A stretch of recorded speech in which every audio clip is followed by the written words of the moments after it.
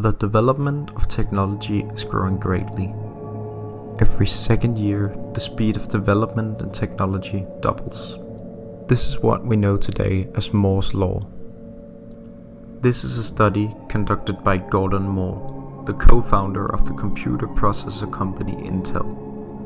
And it really shows that technology today is not what it was 2 or 3 years ago. It's completely different. The way we live our lives have changed in so many ways. Our interactions with other people, the way we work, being social, and the list goes on.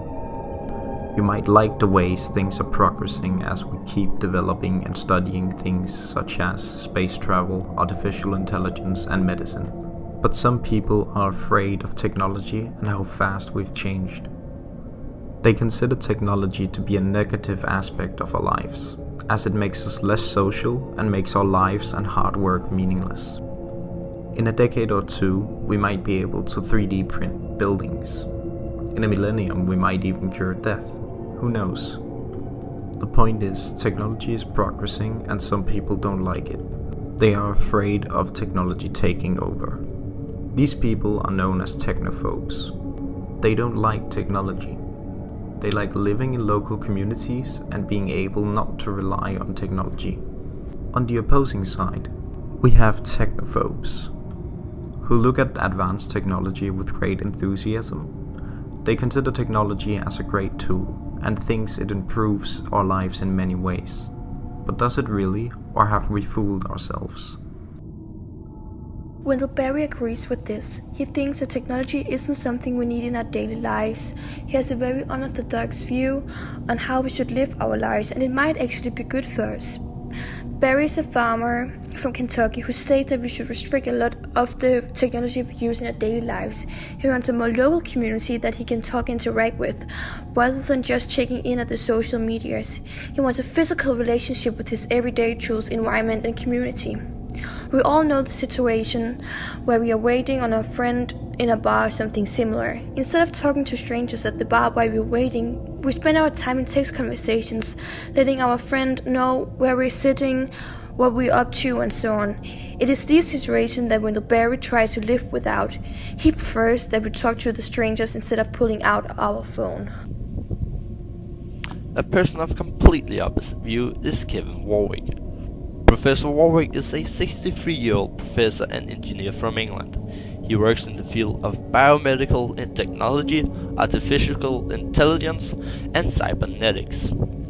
Professor Warwick is a technology enthusiast, also known as a technophilia. He feels limited by the human body, and he's already thinking about the future where we combine our brain with a computer. Professor Warwick wants us to use technology to help solve the different problems we are facing in the world. A solution could be that more biomedical technology to help us in our daily life. We could treat headaches and schizophrenia by electronics. The big advantage of electronical stimulation is that we can be very specific. As an engineer, we can engineer the human body and engineer the medicine. I see it's very exciting field in the couple next 100 years, said Professor Warwick. Discussion of their views. Considering both Professor Warwick and Wendell Berry's views, it is clear that technology has both advantages and disadvantages. Wendell Berry's view of technology is very old-fashioned. He wants us to think about the community we live in, the local people and their businesses. He does not like the thought of all of our belongings coming from automated factories. He would rather have it come from people. He wants us to stop and think about if we need to buy something, in this buy and throw out culture we have today. He wants us to have a relationship with our things and have it hold meaning to us. Wendell Berry encourages us to think like the Amish people regarding technology. They ask, what will this do to our community? And Wendell Berry agrees with the Amish philosophy and sees it as a great problem that we're losing our sense of community with the direction the world is going. Professor Warwick chooses to see opportunities in technology and does not focus on the issues that Wendell Berry poses. Instead, Warwick is very excited for the future and using technology to solve some of the world's most pressing concerns, such as deadly diseases. Warwick has even gone so far as implementing technology devices into his own body. Combining humans and technology is very fascinating to him. He says, "My human limitations even stop me from appreciating the possibilities that could exist. For example, linking my brain to a computer could give me the possibility of understanding things in more dimensions." Warwick greatly appreciates technology and the opportunities within. He considers technology a great tool and the best way to change the world for the better. There's one question we need to ask ourselves.